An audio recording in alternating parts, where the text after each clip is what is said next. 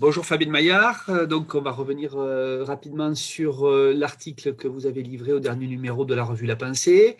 Alors, première question, dans le langage courant, le terme de certification est souvent utilisé comme équivalent à celui de diplôme. Votre article montre que cela cache quelque chose. Alors, bonjour Stéphane Boéré et bonjour à tous.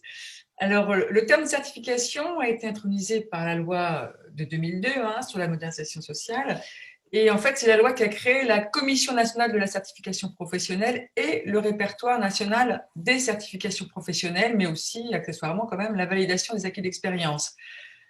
L'idée était de démocratiser l'accès aux diplômes, titres et certificats, parce qu'il y en a toujours eu plein quand même. En France, on a tout un lot de certificats, j'appellerais ça des parchemins en tout genre.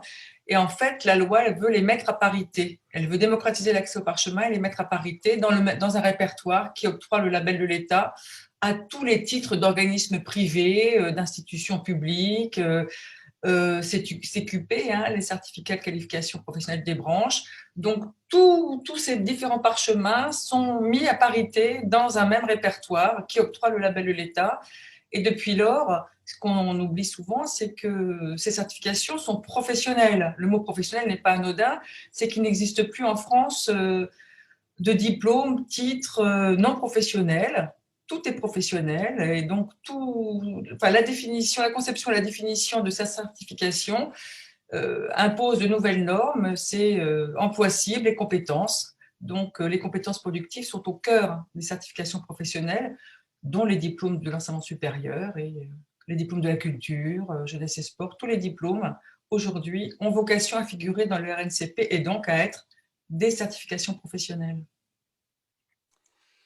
Alors, votre article montre également que derrière les injonctions à faire la preuve de ses compétences qui pèsent sur les salariés, il y a des enjeux sur le rapport entre capital et travail. Quels avantages et quels risques pour les salariés que de satisfaire à cette injonction? Alors, officiellement, ce n'est pas une injonction, ça, c'est moi qui l'appelle ainsi.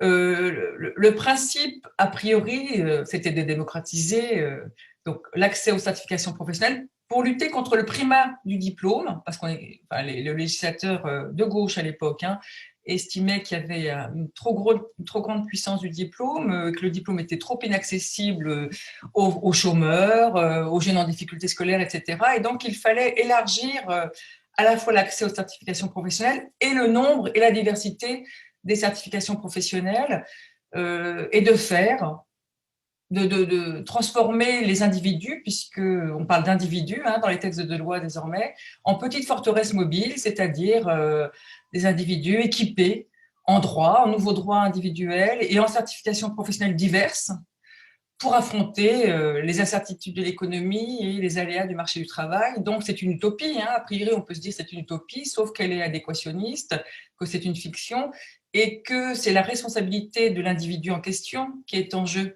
Donc, on en finit avec un certain modèle salarial, avec une conception de l'éducation aussi, puisque l'éducation est moins émancipatrice que destinée à fabriquer des producteurs employables, sécurisé grâce à la certification professionnelle, a priori, sauf que, comme vous le savez sans doute, c'est que la reconnaissance des diplômes, des titres et des certifications professionnelles dépend des employeurs et ni de l'État ni des individus.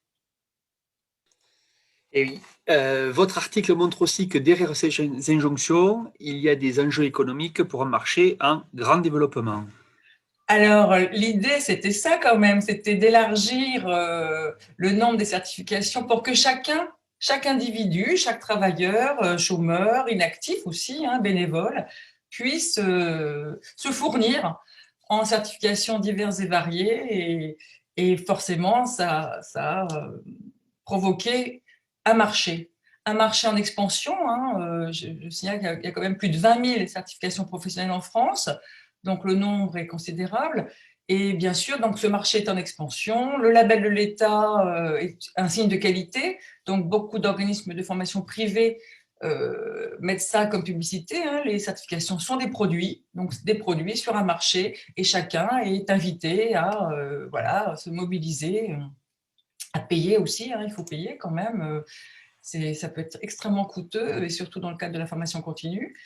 Et le problème quand même, c'est qu'il faut avoir connaissance de l'existence de ces certifications, pouvoir y avoir accès et pouvoir après revendiquer la reconnaissance de ces certifications, et ça, c'est pas gagné. Merci beaucoup, ça nous donne envie d'aller voir de plus près votre article, le numéro 404 de La Pensée.